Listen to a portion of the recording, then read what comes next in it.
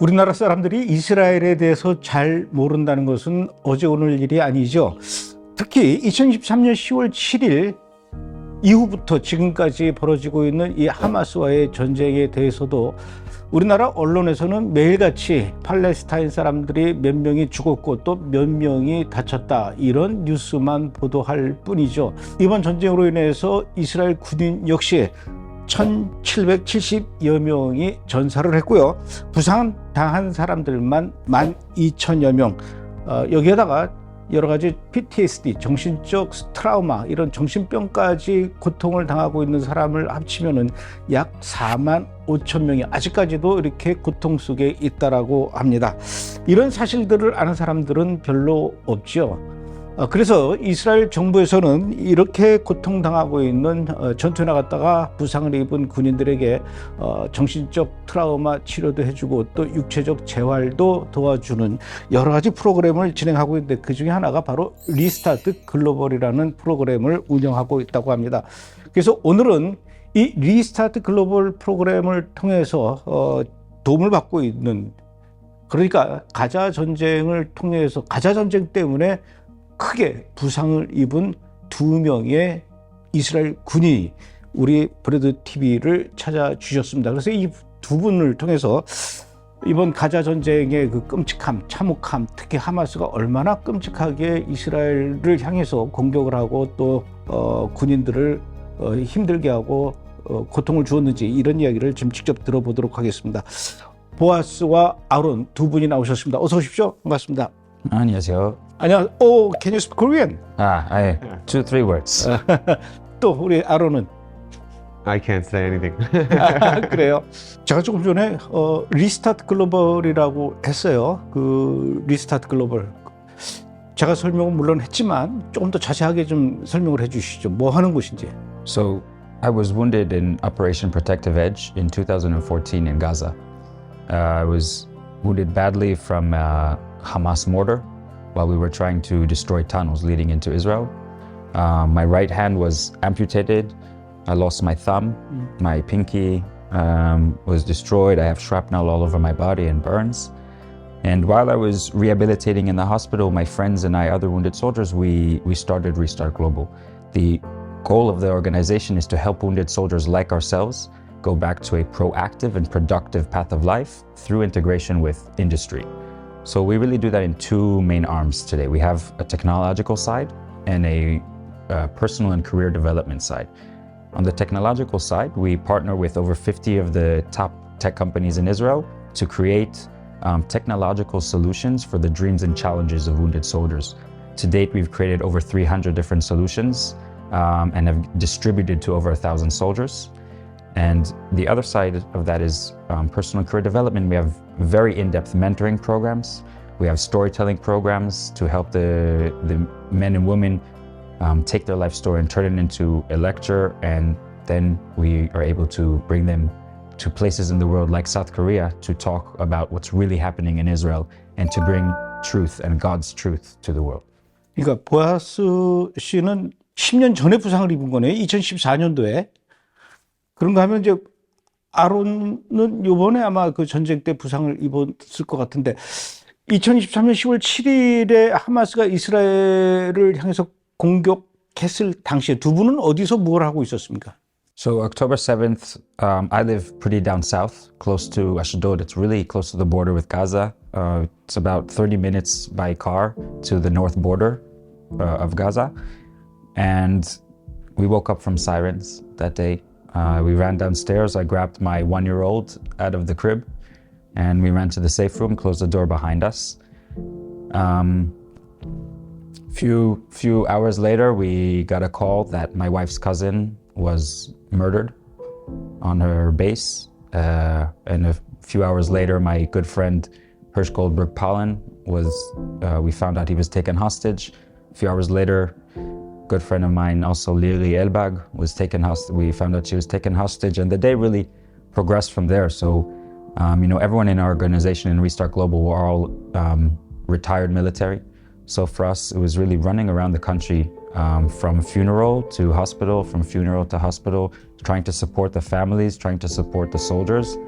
And that really what kicked everything into gear, high gear for us since October 7th. And all our operations have grown over 900% since October 7th. Our team is tripled, and our ability to assist and help soldiers is likewise the same effect. So I was actually, for backstory, I'm a chief marketing officer at an AI startup called Hyro, and we operate out of the US. So quite often, about 6 to 7 times a year, I'm there for weeks at a time at conferences. On October 7th, I flew from Chicago to Las Vegas. I had a big work trip planned. I landed in Las Vegas and I had 20 missed calls from my wife. I had gotten married a month and a half before the onset of the war, before October 7th. I had 20 missed calls. She was in hysterics because a white pickup truck with Hamas terrorists on the back of it had rolled into the border town of Sderot, and this video was now going viral across Israel.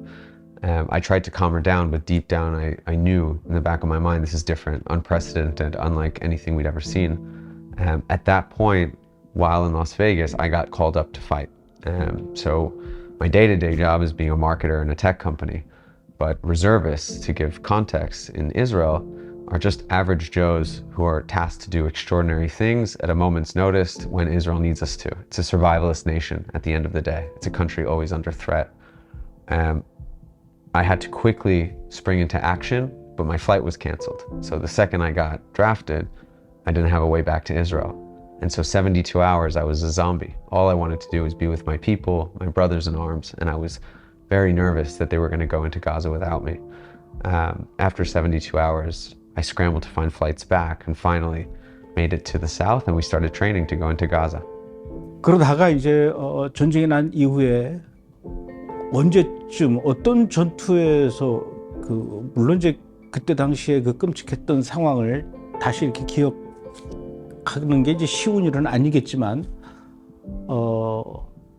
그때 상황을 좀 설명해 주실 수 있는 한도에서 좀 설명을 해 주시겠습니까? 그 다치게 된 어떤 과정은? I'm in the Givati Brigade in the reserves. It's one of the main combat brigades, infantry soldiers. We started to train in a replica city that we've built in the south. It's a replica of Gaza City. And you start to relearn all of these tactics. How to enter a home that's been compromised because of an airstrike, how to enter a home where you think that there's a booby trap under the stairs, how to enter a home from the second floor, how to protect from the street, how to recognize combatants from civilians. So all of these tactics, protocols are being relearned. We did that for about 3 weeks.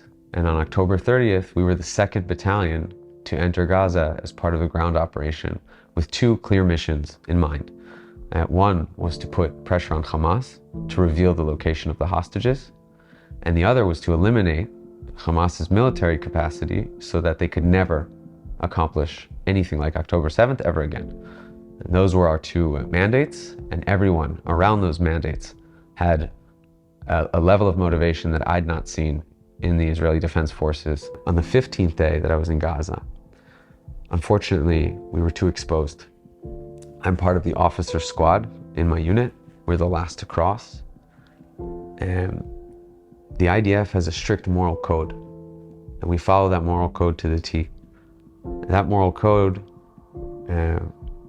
denies our ability, right, to affect public civilian infrastructure. So we abide by ethics as a military body. That means we don't touch schools, places of worship, right, hospitals, and those are considered off limits. But Hamas, sure enough, wants to put those in balance. It benefits them.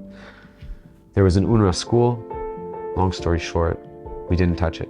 We didn't touch it because we didn't want to affect that infrastructure. And in the school, there were 4 Hamas terrorists hiding. There was a tunnel, there was a weapons depot, and there was a sniper behind the school, and they were waiting to ambush us, taking advantage of our adherence to that moral code. We crossed in front of the school, and I get safely to the house where we were supposed to take our next position. I turn around to see where my officer is, and as I turn around, I hear and I see shots start getting fired from the school. My officer goes down. Right after him, our radio operator goes down, and these are my friends, these are my brothers. We've served together for years. And I watched them both fall to the floor, spring into action. I start shooting at the school to give them cover. Again, there's no civilians. We're not talking about an active school. We're talking about a school that's been hijacked by Hamas. They're shooting at us, but we don't see them. They're like ghosts. I'm shooting back. After 2 to 3 minutes, I look at my officer, and he's in bad shape. He's lying on his side. I think he's fainted. He's lost a lot of blood. And if he's gonna survive, I'm gonna have to be the guy to get him out of there. I sprinted to him.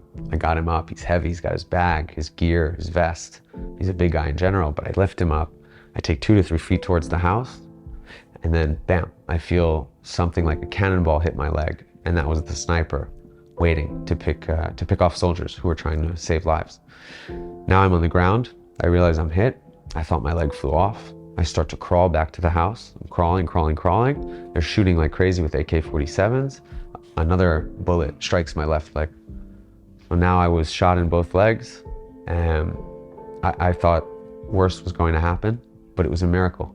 With God on my side, I was able to crawl, get to the house, get to my unit. It was about 20 meters from where I was shot. They pulled me inside. 669 came and rescued me, got me out in a Hummer helicopter, and I ended up at Sheba Medical Center, where they were able to actually save my life and my leg. 지금 그럼 다리는 어떻게 돼 있습니까? 상태가? The left leg was okay. The right leg sustained heavy damage. So the sniper bullet eviscerated 8 centimeters of bone, just gone. So I had to grow the bone back essentially, and it took months to do that. So I was in a wheelchair, hospitalized for 5 months. Then I moved to a walker. Then I moved to crutches, a cane. All of this, a long, grueling process, 4 surgeries. But I've now, since January, been off of apparatuses entirely. So no crutches, no cane. I'm able to walk, jump. I started to run again. I ran 10 kilometers in a marathon in Tel Aviv. So it's a slow process, and there's still damage, nerve damage, muscle damage. But my story is one of a miracle, and when you consider how bad it could have been. And with the help and support of Israel and organizations like Restart and beyond, I'm back on my feet, and I'm actually playing sports and leading a normal life. 보아스 씨는 2014년도에 전투에 나갔다가 다치셨다고 그랬는데 그때 상황을 좀 설명해 주시죠. All through the way up to this compound that we needed to attack, we met with everything like Aaron says. We had suicide bombers, both male, female, women in full hijab, coming and trying to detonate themselves on us. Children who were carrying ammunitions or trying to fire on us. We had suicide donkeys that had explosives on them, and they were sent to wander between the troops. And even Red Crescent, that's the Red Cross, but for the Muslim world, Red Crescent ambulances drive up to take their wounded or dead, open the doors of the ambulance, and there's just a huge machine gun, and they just start shooting at us. Finally, we reached this compound in the neighborhood of Sajaiya. It had 3 houses with tunnels leading into Israel. It had a massive rocket launching pad, as well as a command post and an intelligence base. When we started our attack finally on this compound, it was night and it was completely quiet. And so we reached the first house and the second house, and finally on the way to the third house, we came across an obstacle we could not pass, so we had to bring in the bulldozer. And the bulldozer starts to clear a path. And I had this, very short moment where I kind of lifted my head from my night vision goggles. And, Israel supplies Gaza with free electricity, but when we go to war, we stop that supply. And Gaza is pitch black. So I look up and the stars are all over me. The Milky Way is crossing the sky, shooting stars are flying. And I had this moment of connection with the Creator and connection with the creation that's all around us. And I felt God in that moment. And right as I'm thinking all of that and appreciating the world around me, the shooting stars start shooting towards me. And they come closer and closer, and I realize finally that it's a missile or a mortar. And as I whisper, "Oh," under my breath, 120 millimeter mortar hits my tank. the blast lifts me up and throws me onto the top of the tank. So it lifts me out of the tank and throws me onto the top. I came to a few moments later, and it's like in the movies. My ears were ringing, my body was tingling with adrenaline, my vision was blurry, and my arms were really hot. And so I figured my uniform caught fire in the blast, and I lifted my hands and I saw my pinky down here, and I looked to my right, and I'm looking into the inside of my elbow. Basically, 98% of the radius of my arm was amputated. It was just hanging by the skin. As I'm looking around at what's happened to me, I notice everything comes back to me, and I hear everything that's going around, and I see everything that's going around, and I realize we were ambushed. And so there's terrorists popping out of tunnels and popping out of houses with RPGs and AKs, and even terrorists trying to come all the way close to the soldiers and trying to kidnap someone. And as I'm realizing all that, I see out of the corner of my eye 2 terrorists come out of a tunnel, and they see me on the tank, and they see me injured, and they start running towards my tank. So I grab my hand like that, what was left of it, and I start crawling back into the tank. I jump the 2 meters down to the inside of the tank, and my crew starts to put tourniquets on my arms, but the terrorists are almost at the tank, so I jump up and I shoot the terrorist, and I protect myself and the team. We close the hatch, and I continue to try to command over them in the middle of this battle for another 10 minutes until the pain and the blood loss are just too much, and I lie down in the back. It takes us 45 minutes to reach a doctor, where I'm administered pain medication for the first time. And then I'm evacuated to Shiba Terashime Hospital. And when I wake up in the morning after surgery, I am first of all surprised to see that I have a hand. God was again on my side, and he led the doctors to fix my arm. It took a long time, but slowly we built it back up. But when I wake up after that surgery, that first initial surgery, my parents are by my bedside, and I tell my dad, give me your phone, please. I wanna take a selfie to send to the soldiers to see that I'm okay. It was 2014, selfies were cool, so don't hate me for that. And I take this selfie and I look at the picture on my camera, and I realize that this boy that's looking back at me from the camera is not who I recognize. You know, in my mind, I'm still a strong commander in the IDF, leading my soldiers into battle to protect our Holy Land. And this boy looking back at me, he's a person with disabilities. He's a person his body is broken. And in my mind, I know exactly what I want to do when I get out of the army, where I want to travel, what I want to study, what I want to do as a profession, what I want my life to look like.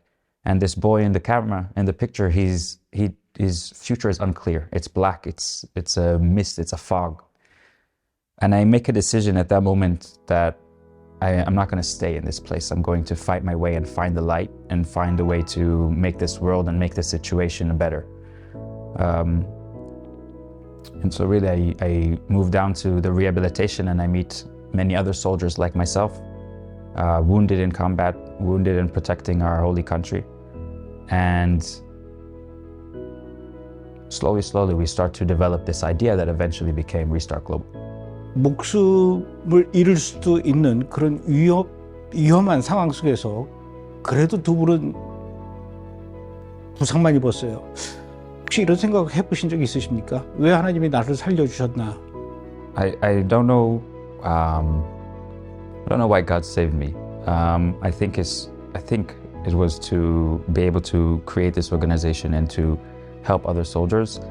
I think the deeper part of that is not only that He saved me, but I think, you know, in Hebrew we have a saying that loosely translates to God gives you trials you can overcome, right? So I think it's a test even. It's a test to how, you know, what kind of person we are and what kind of people we are in Israel. And we can easily, in the IDF, make choices that would be a lot easier militarily and not put our soldiers in danger, but will be more devastating for the other side. And maybe militarily that would be the right thing to do, but in the IDF, we value life, and we celebrate life on both sides.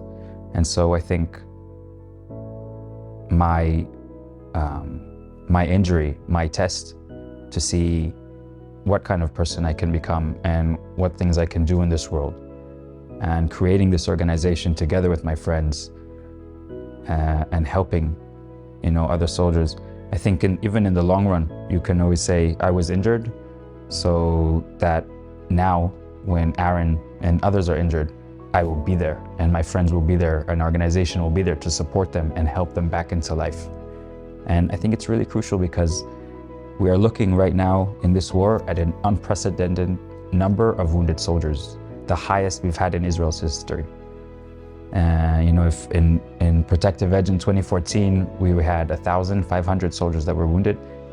In this war, we already have just shy of 20,000 wounded soldiers. And unfortunately, the Ministry of Defense expects that by 2030, that number will rise to 45,000. To put that into context, from the Yom Kippur War, when Israel first recognized wounded veterans, until October 6, we have less than 62,000 wounded soldiers in all our history. And so we are close to doubling that in these next 5 years since the beginning of the war. So I think it's really crucial to understand that we are facing a wave of pain that's coming, and Restart Global, alongside other organizations in our ecosystem, we are there to assist and help these soldiers, help our brothers and sisters come back to life in a positive way, in a productive way. 후유증은 없습니까? Even 10 years later, I'm still dealing with pain. I'm still dealing with the lack of accessibility, the lack of how my body operates. I can't really turn my hand. I told you my thumb, I lost my thumb, so the doctors moved my finger down so that it operates as a thumb, but it's not a thumb. It mostly looks nice.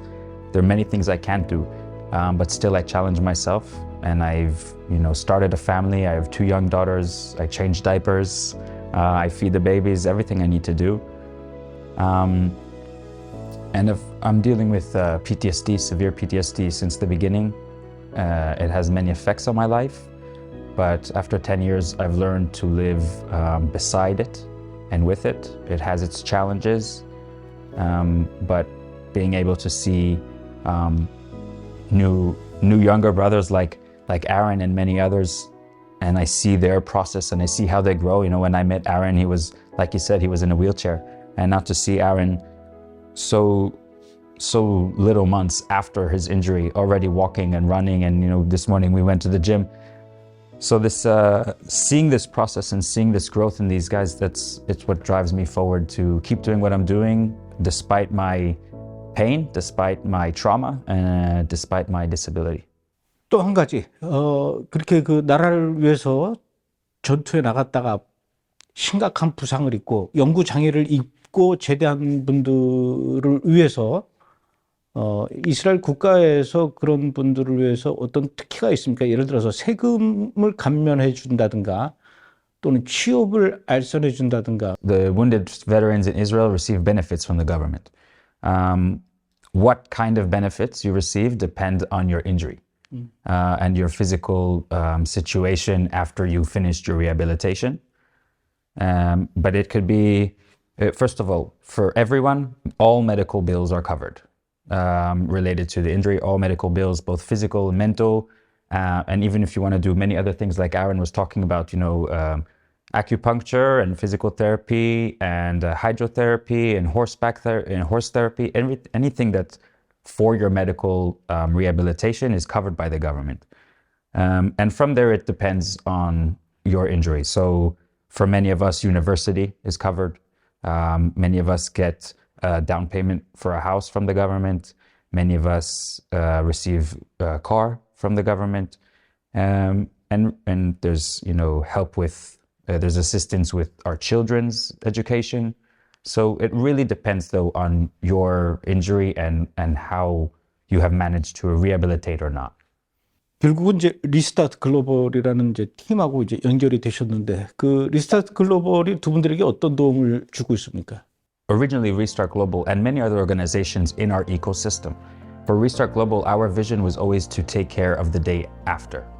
The day after the doctors come to you and say, we have finished our job, we consider you rehabilitated. And the government says, we have assisted you socially to our extent, we consider you rehabilitated. And then you look around and you realize that there's a lot more work to do. Because, you know, I'm sure in Korea it's very similar besides the military, right? You finish high school, in Israel you go to the military, and then you get out, you go to college, you get your degree, you start your job and your family, and you continue on this path of life. But when you're wounded, you're thrown out of that path. And when everyone tells you you are rehabilitated, you look around, you're ready to go back into the path, you're not at your exit point. You're not 22 or 19 anymore. When you're ready to come back, maybe you're 25, maybe you're 30, maybe you're 40. We even are helping, even now and today, wounded soldiers from the Yom Kippur War, people who are 60 years old, 70 years old, and are realizing again that they still have a lot more work to do on themselves, on their family. And so for us, everything we do is to try to help them go back into that path in a positive and productive way. Having said that, you know, there's a lot of work to do, a lot of challenges to do, and Restart Global is focused on a very narrow and specific area of technology and career. There are other organizations that focus more on the social life for wounded soldiers. There's other organizations that focus on, you know, the legal side. There's organizations that focus on the mental side only. So I think for soldiers like wounded soldiers like Aaron, even, you know, myself, when I'm on the wounded soldier side, when you take the Ministry of Defense support and you take the nonprofit support from all the organizations in our ecosystem, then you have a holistic full package. So we do our best to take care, and I'm talking throughout the ecosystem, we do our best to take care of our brothers and sisters. We do our best to take care and push them forward back into life. You know, when we started Restart Global, we kind of looked around the world to see what exists and what models we can learn from. And actually, we looked at the American society, and we looked at the Vietnam veterans. That when they came back to the United States, they weren't treated very properly, and many of them today live off of welfare, and they live in the street. They're homeless, and it's a big issue in the United States.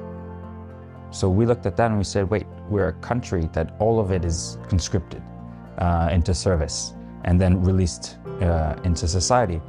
We want our wounded soldiers who were commanders in battle, who were leaders in battle, who tried to save lives, who went out into the line of fire, even when it made no sense to try to save the lives of their friends.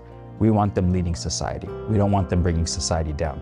So all our programs are designed with that thought in mind. How can we take the soldiers, the wounded soldiers, from where they are now and turn them into leaders of positivity and change? 대한민국에는 이스라엘을 사랑하고 이스라엘의 승리를 기원하는 그런 분들도 굉장히 많이 있어요. 그렇지만 또 다 그런 건 아니고, 일부 어떤 사람들은 매주 토요일마다 광화문에서 이렇게 막 팔레스타인을 위해서 지지하면서 시위하는 분들도 있습니다. 그 사람들은 프리 팔레스타인을 외치고 빅토리 하마스를 외치고 있어요. 잘 몰라서 그러겠죠. 이런 분들에게 두 분이 혹시 해주고 싶은 말씀 있습니까? So I'll tell you that since being injured and then healthy enough, I've been traveling around the world actually to tell my story, but mostly focused on the United States and college campuses where there's mass anti-Semitism and Jewish students being bullied and misinformation. And I talked about it before, about sharing truths. I think that people don't realize just how tainted, unfortunately, the Gaza Strip is. It's a people that are hijacked from birth to believe in radicalization, to believe in Islamic jihadism as the answer to their problems. And so instead of the values that we hold and I think prioritizing the perseverance and prosperity of their own population, they're focused on the soul destruction of our civilization, of Israeli society. And I think that it's very important to double down on that and to make a note of that. I would tell those people that conflate the two and think that,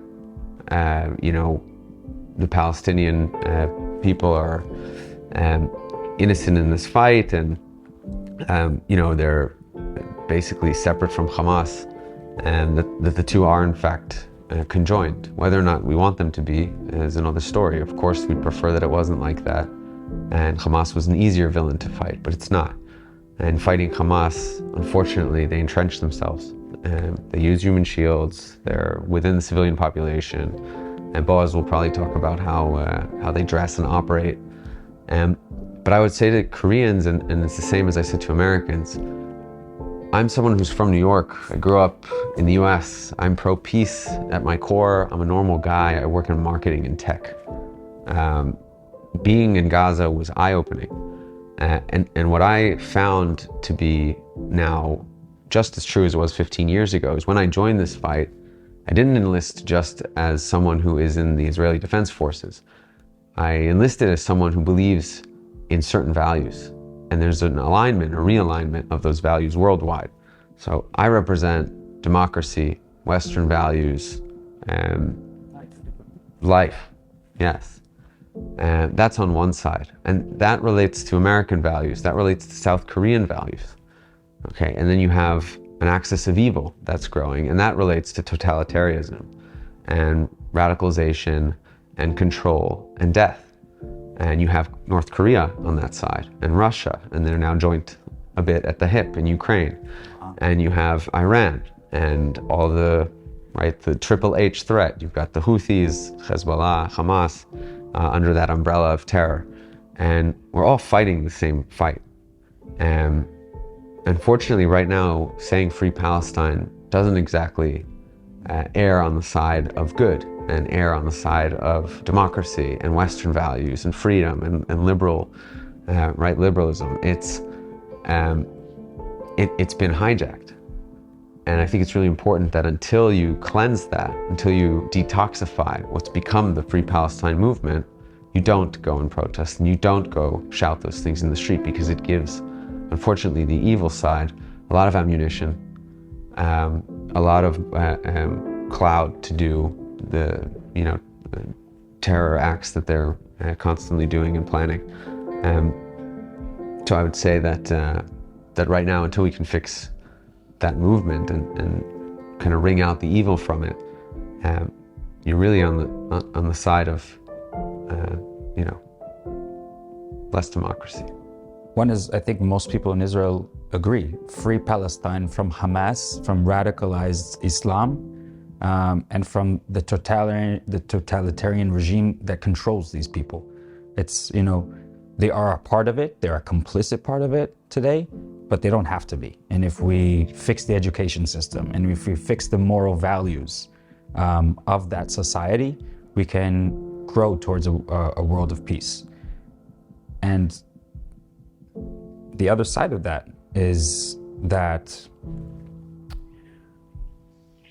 you have to understand that, and I don't know if it's that so prominent here in South Korea, but extremist Islamism has an idea called taqiyya. And taqiyya literally means stabbing someone in the back. It means that for the cause of extremist Islamism, you can lie, you can cheat, you can renounce Muhammad as your God. You can do whatever needs to be done to win on your side, right? And so what you see in the media, what you hear in the media, definitely if it's coming from the Gazan government, which is Hamas, right? If you are taking these statistics and looking at them at face value and trying to find balance, right, between Israel and Hamas, there is no balance. When Hamas crossed the border on October 7th and fought at the kibbutzim and fought at the bases, they were followed by a mass of Gazans who fled into Israel, and together with Hamas, they raped men and women, they burned children alive in front of their parents, they beheaded people in front of their families, they did atrocious things in the name of their God, right? And so there is no balance. We are coming to save lives. And when we attack in Gaza, we are attacking terrorists. If the terrorist is wearing civil clothes, then Hamas will then show that number as a dead civilian. But a civilian wearing jeans and a t-shirt and an RPG is not a civilian. 이스라엘에 대한 잘못된 정보로 이스라엘에 대해서 오해를 하고 또 그 이스라엘에 대한 오해가 결국은 이스라엘에 대한 잘못된 판단, 그것이 또 이스라엘을 향한 어떤 분노와 저주로 이어지는 것. 그거 뭐 비단 우리나라만 그러겠습니까? 전 세계 거의 모든 나라가 지금 반유대주의로 이렇게 물들어가고 있는데, 이런 상황에서 두 분이 좀 전 세계를 다니면서 이 하마스의 실상, 그리고 전쟁의 참혹함, 그리고 이번 하마스와의 전쟁의 본질, 이스라엘이라고 뭐 전쟁이 좋아서 하는 것이겠는가, 이런 것들을 좀 제대로 알려주는 그런 역할을 두 분이 건강히 허락하는 대로 좀 많이 좀 감당해 주셨으면 좋겠고요. 이번에 이렇게 한국 방문해서 아주 복잡하고 바쁜 일정 속에서 또 이렇게 브래드TV 와서 오늘 그런 얘기 해주신 우리 보아스와 아론 두 분에게 너무 감사의 말씀 드리겠습니다. 오늘 인터뷰해 주셔서 고맙습니다. Thank you very much. Thank you. Thank 감사합니다. you. 감사합니다. We love you, Thank you. Korea.